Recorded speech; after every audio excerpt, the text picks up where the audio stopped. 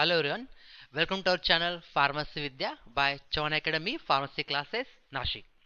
तर आजचा जो व्हिडिओ आहे तो साधारणतः त्या विद्यार्थी मित्रांसाठी आहे ज्यांचे फर्स्ट इयरचे बॅकलॉग आहे आणि जे पुणे युनिव्हर्सिटी विद्यापीठामधून काय असणार आहेत शिकत आहेत. तर साधारणतः असे बरेचसे आपल्या क्लासेसमध्ये विद्यार्थी आहेत ज्यांचे बॅकलॉग असतात किंवा काही काही इयर ड्रॉप आहेत आणि ते साधारणतः SPPU सावित्रीबाई फुले युनिव्हर्सिटी. तर काही मुलं फर्स्ट इयरमध्ये सेकंड इयरमध्ये गेले आहेत त्यांचे बॅकलॉग असून सुद्धा तर कॅरी फॉरवर्ड असतात. ऑल बॅक असेल तरी पण जातात. असे काही विद्यार्थी आहेत ज्यांचे ऑल सब्जेक्ट बॅक आहेत तर काही काहींचे काही विषय बॅक आहेत. तर फर्स्ट इयरला आता जे विद्यार्थीचे बॅकलॉग आहेत त्यांचं नोटिफिकेशन पुणे विद्यापीठाने 28 फेब्रुवारीला दिलं आहे. टाइम टेबल एंड सेमचं टाइम टेबल बॅकलॉगचे त्यांचे फर्स्ट सेकंड सेम आणि फर्स्ट सेम हे बॅक आहेत. तर तुम्ही ऑलरेडी इथे टाइम टेबल दिसत असेल. तर आता काय झालं आहे की साधारणतः ह्या विद्यार्थ्यांना असं अंदाज होता आणि बऱ्याचशा शिक्षकांना सुद्धा की हे जे बॅकलॉगचे एक्झाम्स आहेत हे साधारणतः एप्रिल महिन्यामध्ये होतील असा तो अंदाज होता. का बरं? कारण की ॲडमिशन जे झाले फर्स्ट इयरचे रेग्युलरचे 2024 मध्ये तर ते ॲडमिशन 23 डिसेंबर आय थिंक तोपर्यंत कॅप 3 राऊंड चालत होता. मग त्यांचे ॲडमिशन लेट झाले होते आणि रेग्युलरचे पेपर त्यांनी विद्यापीठाने SPPUनी नोव्हेंबर 24 मध्ये कंडक्ट केले. तर नोव्हेंबर 24 मध्ये साधारणतः फक्त रेग्युलरच्या विषयाचे काले एंड सेम एक्झाम कंडक्ट केली गेली. पण जे विद्यार्थी बॅकलॉग ज्यांचे बॅकलॉग होते फर्स्ट सेम किंवा सेकंड सेमचे तर त्या विद्यार्थ्यांचे बॅकलॉग पेपर त्यावेळेस न घेता असं सांगण्यात आलं होतं. मला आता म्हणणं आहे असं होतं की त्यांचे जे काय आता रेग्युलर मुलं आहे फर्स्ट इयरचे त्यांच्यासोबत बॅकलॉगचे एक्झाम होतील आणि रेग्युलरच्या मुलांची जी एंड सेम आहे फर्स्ट सेम ही एप्रिल महिन्यामध्ये आहे आणि सेकंड सेम हा रिक्वेस्ट करून गव्हर्नमेंटला साधारणतः युनिव्हर्सिटीजला ही ऑगस्ट महिन्यामध्ये होणार आहे सेकंड सेमिस्टर. मग फर्स्ट सेमिस्टरचे जे बॅकलॉग आहेत जे रेग्युलर मुलं आहेत त्यांच्यासोबत कदाचित यांचे बॅकलॉगचे एक्झाम होतील. पण आता तसं न होता SPPUने 28 फेब्रुवारीला नोटिफिकेशन टाकून दिलं टाइम टेबल टाकून दिलेलं आहे की तुमची एंड सेम एक्झाम आता 10 मार्च रोजी सुरू होत आहे आणि त्यातल्या त्यात हे चारही पेपर कसे आहेत चारही पेपर म्हणजे चारही विषय जे आहेत प्रत्येक सेमचे हे पूर्णतः 4 दिवसात उरकवत आहेत. म्हणजेच काय मॉर्निंग सेशनमध्ये साधारणतः जो आहे तो सेम 2 आहे. सॉरी मॉर्निंग सेशनमध्ये साधारण सेम 1 आहे आणि त्याच्यानंतर आफ्टरनून सेशनमध्ये same 2 same 1 morning same 2 afternoon. म्हणजे असे काही काही विद्यार्थी आहेत की ज्यांचे दोघं पेपर एकाच दिवशी येत आहेत. हे खूप साधारणतः त्यांना अवघड जाणार आहे जड जाणार आहे हे मी मान्य करेल. पण आता त्याला काय पर्याय नाही आहे. आता हा जो व्हिडिओ बनवला आहे त्या विद्यार्थ्यांसाठी आहे की ज्यांना साधारणतः अभ्यास ज्यांचा नसेल झाला किंवा ज्यांचा अभ्यास झाला आहे पण ते कन्फ्यूज होत आहे की आता काय करा. बरेचसे विद्यार्थी कॉल करतात विचारतात सर आता काय करावं आम्ही तर एक्सपेक्टेड करत होतो की एप्रिलमध्ये आमची एक्झाम होईल पण आता त्यांची एक्झाम ऑलरेडी आहे त्यांनी रेग्युलर अभ्यास केला असेल ऑलरेडी नसेल केला तरी सुद्धा काही हरकत नाही. आता तुम्हाला पेपर द्यायचे आहे तर मी हा व्हिडिओ त्यांना हेल्पफुल होईल की त्यांनी ह्या कमी वेळेमध्ये कसा अभ्यास करायचा आहे. आता जे काही बॅकलॉगचे विद्यार्थी आहेत त्यांना मी एकदम फ्रँकली सांगतो की खरं तुम्ही पहिल्यापासून अभ्यास केला असेल तर वेल अँड गुड तुम्हाला हे काही जड जाणार नाही.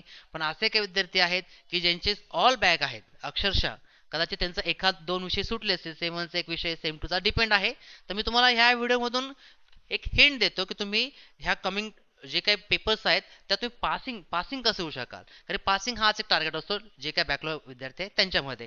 तर साधारणतः मी तुम्हाला एक थोडक्यात सांगतो की तुम्हाला जर याच्यामध्ये पास व्हायचं असेल तर सगळ्यात पहिले तुम्ही एक काम करा की तुमच्याकडे प्रिव्हियस इयरच्या क्वेश्चन पेपर्स पाहिजे. क्वेश्चन पेपर्स एंड सेम एक्झामच्या साधारणतः कसं असतं प्रत्येक वर्षी समर आणि विंटर दोन क्वेश्चन पेपर असतात तुमच्याकडे एंड सेमच्या. रेग्युलरला जो पेपर आहे तोच बॅकलॉगचा पेपर असतो त्यात काय वेगळं नसतं. सो एक्झाम्पल तुम्ही 2022 पासूनचे जर क्वेश्चन पेपर रेफर केले समजा तर एप्रिल म्हणजे समरमध्ये ही एक्झाम असेल आणि साधारणतः ऑक्टोबर किंवा नोव्हेंबरच्या काळामध्ये काय असेल नोव्हेंबरच्या काळात सेकंड म्हणजेच काय इन शॉर्ट एक पेपर समरचा एक पेपर विंटरचा असा क्वेश्चन पेपर रेफर करा. कमीत कमी तुमच्याकडे 5 ते 6 क्वेश्चन पेपर पाहिजेत. म्हणजे समजा आपण 22 पासून कंडक्ट केलं की 21 पासून जे तुमच्या मी फक्त हिंट देत आहे की अभ्यास कशा पद्धतीने तुम्ही करू शकतात. तर जर आपण पकडलं तर 2022 नंतर 2023 आणि 24 आता ही खरी एक्झाम ही विंटर 24 ची आहे. तसं पाहायला गेलं तर. पण आता काही कारणास्तव काय विद्यापीठाचा निर्णय असेल तो असेल, पण तुम्हाला हे फेस करायचं आहे आता. तर 2200 2 क्वेश्चन पेपर, 2300 2 क्वेश्चन पेपर आणि 24चा सुद्धा. कारण की आता जो साधारणतः आय थिंक जो झाला असेल 24 मध्ये तुमचा रिसेंटली, तर समजा एक्झाम्पल कोणाचा POC 1 ऑर्गॅनिक केमिस्ट्री राहिला असेल, तर तो क्वेश्चन पेपर म्हणजे साधारणतः तुमच्याकडे कमीत कमी हे 5 क्वेश्चन पेपर एंड सेमचे हवे आहेत. तर त्याचा उपयोग कसा करायचा, की खूप सिंपल आहे, सिंपल करून सांगतो की काय करायचं. आता SPPU चा पॅटर्न वेगळा आहे. डी बाटू मध्ये कसं असतं, 2-2 मार्काचे क्वेश्चन्स असतात. पण SPPU मध्ये जो क्वेश्चन नंबर 1 आहे तो 3 मार्काचा, इच क्वेश्चन कॅरी 3 मार्क्स. नंतर 3 मार्क, 20 मार्क असे पुढचे क्वेश्चन असतात. म्हणजे साधारणतः तुम्हाला काय करायचं आहे, सॉर्ट आउट करायचे आहे. 3 मार्क क्वेश्चन, 5 मार्क्स क्वेश्चन आणि 10 मार्क्स क्वेश्चन, अशा पद्धतीने तुम्ही काय करा, ती क्वेश्चन पेपर सॉर्ट करा. आता सॉर्ट कशी करायची, प्रत्येक सब्जेक्ट मध्ये तू कुठलाही सब्जेक्ट घ्या, कोणाचा HEP 1 असेल, कोणाचा HEP 2 असेल, कोणाचा PIC बॅक असेल, कोणाचा POC बॅक असेल, डिपेंड. तर काय करा की त्या युनिट वाईज क्वेश्चन सेपरेट करा.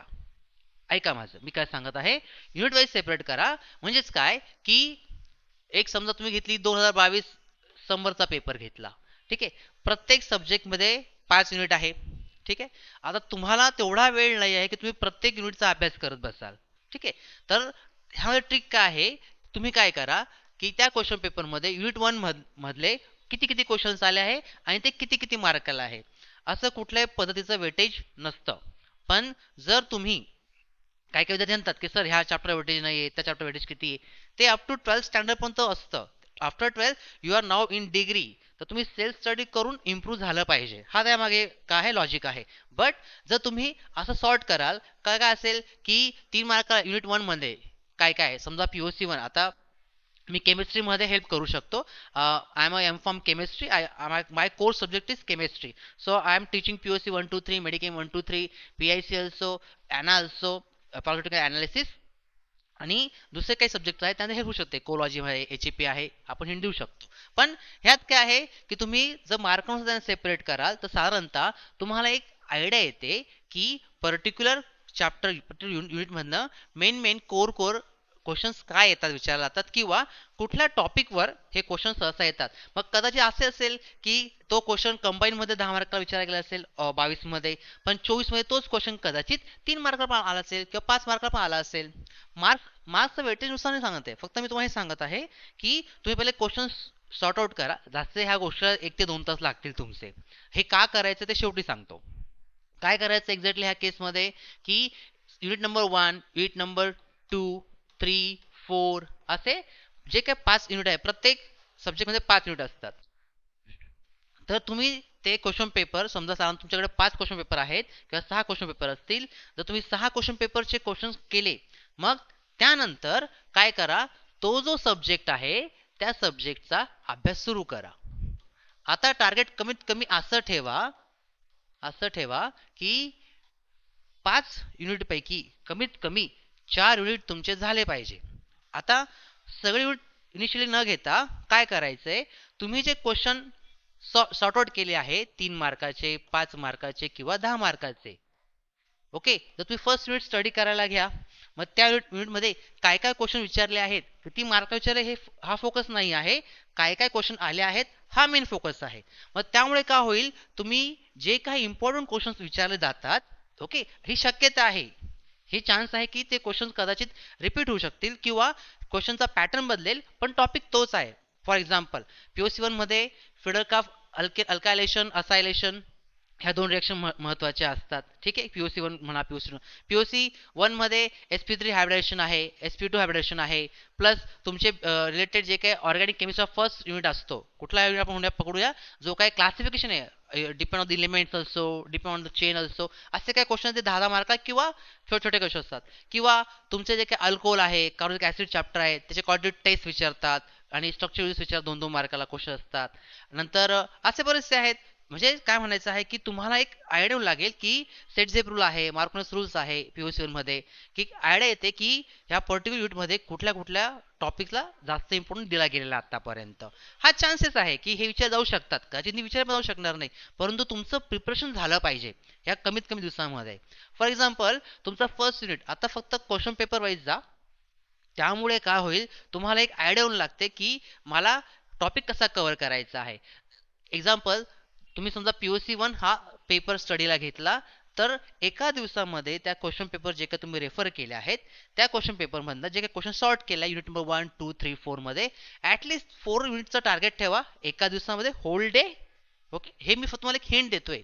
तुम्ही तुमच्या पद्धतीने अभ्यास करू शकता, जो तुमचा पॅटर्न असेल, जी जशी तुमची लिंक लागते त्यानुसार. पण मी एक हिंट देतो की अभ्यास कसा करू शकतात कमी दिवसांमध्ये. तर काय करायचंय, चारचं ऍटलिस्ट 4 युनिटचं टार्गेट ठेवा, पण मे बी तुमचा दिवसभरामध्ये फक्त 3 युनिट झाले असतील. Okay, it's okay. बट त्यामुळे तुम्ही सगळे क्वेश्चन्स रेफर केले आहे, त्याचे आन्सर्स तुम्ही हवे असेल तर तुम्ही you can contact me on the number, I will give my number असो, मी तुम्हाला गाईड करू शकतो. तर ते टॉपिक ऑडिओ बुक्स उपलब्ध आहे, नोट्स उपलब्ध आहे, ऑनलाईन सगळ्या गोष्टी अवेलेबल आहे, युट्यूबचे व्हिडिओज उपलब्ध आहे. तुम्ही आपल्या चॅनल जरी आला आहात तर आपल्या चॅनलवर पीओसी वनचे काही रिॲक्शन्स वगैरे किंवा पीओसी वनचे व्हिडिओज अवेलेबल आहेत, तुम्ही प्लेलिस्टमध्ये रेफर करू शकतात. तर फक्त काय करायचं आहे, ऍटलिस्ट 3 युनिट झाले. ओके, तर अशा पद्धतीने ज्यांचे जे जे जे जे काही बॅकलॉग असतील त्यांनी त्यानुसार एक स्टडी टाइम टेबल आखावा असं मी सांगतो. आता टाइम टेबल कसं, बरं ही एक साधारणतः आयडिया झाली. टाइम टेबल कसा आखावा, आता मध्यंतरी काही विद्यार्थी होते आपल्या चव्हाण अकॅडमीमध्ये फार्मसी क्लासमध्ये, की ज्या विद्यार्थ्यांचे आउट ऑफ दिस 8 6 6 काही काहींचे 7 7 काही काही 4 विषय आहेत. तर मी त्यांना पण काय सांगितलं तेच तुम्हाला सांगत आहे की काय करा, 10 मार्च पासून एक्झाम आहे, तर 10 मार्चच्या बिफोर 10 मार्च 2 दिवस बॅकअपला ठेवा. बिफोर 10 म्हणजे काय, साधारणतः 7 मार्च किंवा 8 मार्च पर्यंत तुमचा हा स्टडी झाला पाहिजे. हा स्टडी का झाला पाहिजे, कारण समजा कोणाचा HAP 1 HAP 2 एका दिवशी 2 पेपर आहेत काही काही विद्यार्थ्यांचे, मॉर्निंगमध्ये तो फर्स्ट सेमिस्टर येतो आहे, लगेच जवळपास 3 3 तास जर कॅल्क्युलेट केले तर 6 तास त्या विद्यार्थ्याला पेपर लिहायचा आहे, ज्यांचे दोघं बॅकलॉग असतील, डिपेंड. पण हा काही काही विद्यार्थी क्रिटिकलला आहेत, जर नाही पास झाले तर इयर ड्रॉप होईल त्यांचा. ठीक आहे, मग त्यांना अजून ह्यामध्ये इझी करून सांगत आहेत की तुम्ही एक क्वेश्चन पेपर रेफर करा. तर समजा तुम्हाला पीओसी वन मध्ये क्वेश्चन पेपर हवे असेल तर कमेंट बॉक्समध्ये तुम्ही कमेंट करू शकतात. तर I will help for you definitely. वाटल्यास मी तुम्हाला पीओसी वन साठी हेल्प करून हे जे माझ्याकडे क्वेश्चन पेपर्स आहेत 2022 पासूनचे तर 23 24 चे मी सॉर्ट आउट करून देऊ शकतो, नो प्रॉब्लेम. त्याच्यानंतर काय आहे की तुम्ही एक टाइम टेबल आखा, ह्या काही दिवसांत कसा अभ्यास करू शकता तुम्ही. आता तो कसा करू शकता तुम्ही, साधारणतः खूप सिंपल आहे. काय करा, ह्या केसमध्ये समजा एखाद्या विद्यार्थ्याचे सगळे बॅक आहे असं पकडून चालूया. ठीक आहे, डिपेंड, मी फक्त हिंट देत आहे, असंच करा असं नाही. तुम्ही ही एक आयडिया घेऊन तुमच्या पद्धतीने तुमचा टाइम टेबल आखा. समजा एखाद्या त्यांनी काय करायचं, विद्यार्थ्यांनी मागून सुरुवात करायची आहे. 10 ते 13 तारखेला त्याचा पेपर आहे, तर 13 मार्चला समजा PIC आणि पॅथो आहे. ओके, समजा मी इथे लिहितो की त्यांनी काय करायचं, समजा PIC पॅथोफिजिओलॉजी असेल, बर त्याच्यानंतर सुटिक्स आणि बायोकेमिस्ट्री आहे, सुटिक्स आहे, बायोकेमिस्ट्री आहे. बर नंतर PA ॲनालिसिस आणि POC, ॲनालिसिस आणि POC 1 हा असेल. आणि नंतर आहेत कुठले, HAP 1 HAP 2.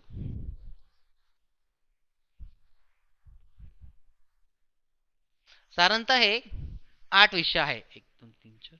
ठीक आहे, मग त्यांनी काय करायचं, इथूनच स्टडी करा. समजा आज जो मी व्हिडिओ बनवत आहे हा साधारणतः 2 मार्चचा व्हिडिओ आहे, तर समजा आजपासून त्यांनी स्टडी केला 2 मार्च पासून, तर एक दिवस पूर्ण PIC ला त्याचे कमीत कमी 4 unit question paper wise sort out करून, ठीक आहे, हे तर टार्गेट असेल. मग 2 तारखेनंतर उद्या सेकंड डेला पॅथो, 4 डेला सुटिक्स, 5th डेला बायो, 6th डेला PA ॲनालिसिस आणि POC 1 7 डेला. मग आता काय उरलं, 8 आणि 9 मार्च, 10 मार्चला पेपर आहे.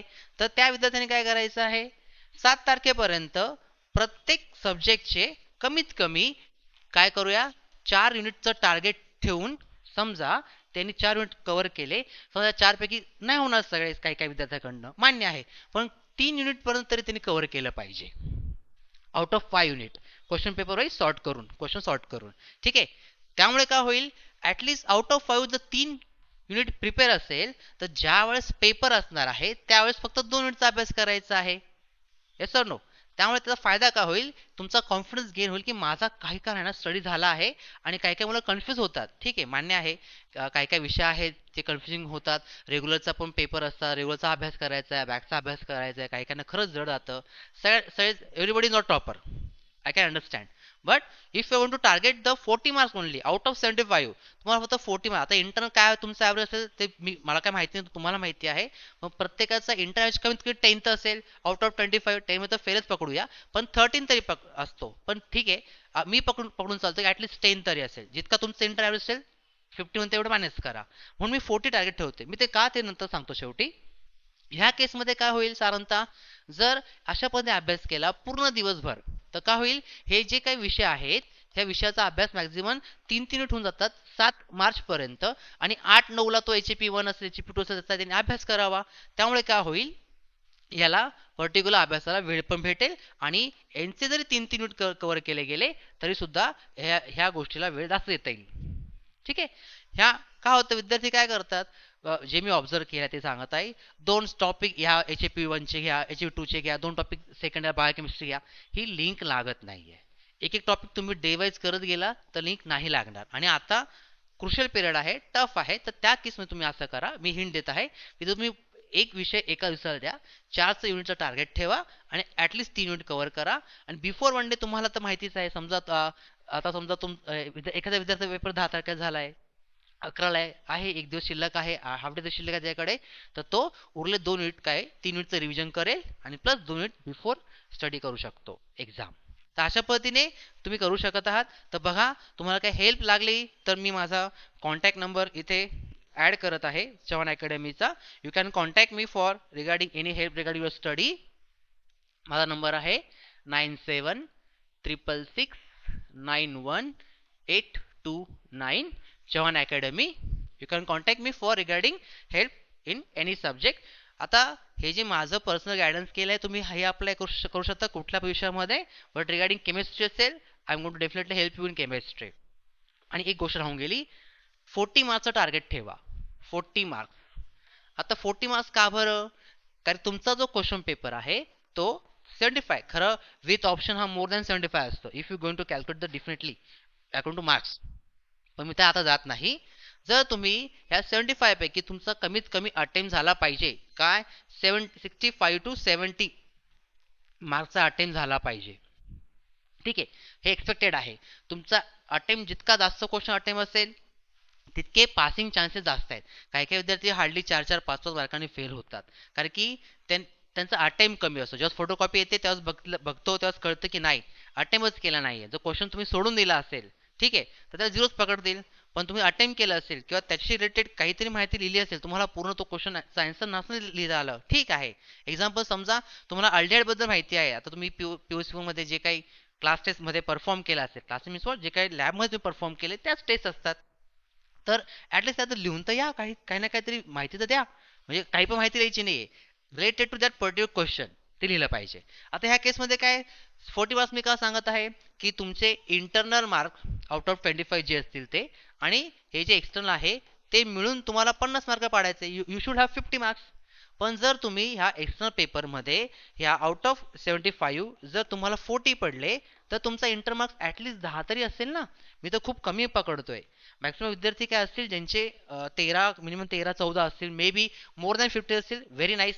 पण तुम्ही 40 पण तरी तुम्हाला क्वेश्चन जर अटेम्प्ट म्हणजे मार्क्स पडले, so you can easily gain 50 out of 100 and you will pass easily. जर तुम्ही ह्या मेथडने गेलात, असं मी म्हणत नाही की हे सगळे क्वेश्चन पडतीलच येतीलच, हा माझा दावा नाहीये. पण हा जो एक्सपिरियन्स आहे तो मी तुमच्यासोबत शेअर केला की तुम्ही क्वेश्चन पेपर वाईज जा, युनिट वाईज तुम्ही सॉर्ट करा. आणि जर तुमचे 4 युनिट कंप्लीट झाले असतील तर काय करा, ज्यावेळेस हे सगळे युनिट तुमचे कव्हर झाल्यानंतर काय काय क्वेश्चन विचारले नाही आहेत आतापर्यंत, तेव्हा तो करून घ्या त्या युनिट वाईज मध्ये, म्हणजे तुमचं कन्फ्युजन होणार नाही. बरेच विद्यार्थी काय होतात, थोडा थोडा डेटा किंवा थोडी माहिती इन्फॉर्मेशन ह्या पर्टिक्युलर टॉपिकवरनं त्या टॉपिकवरनं कन्फ्यूज होतात. असं करू नका.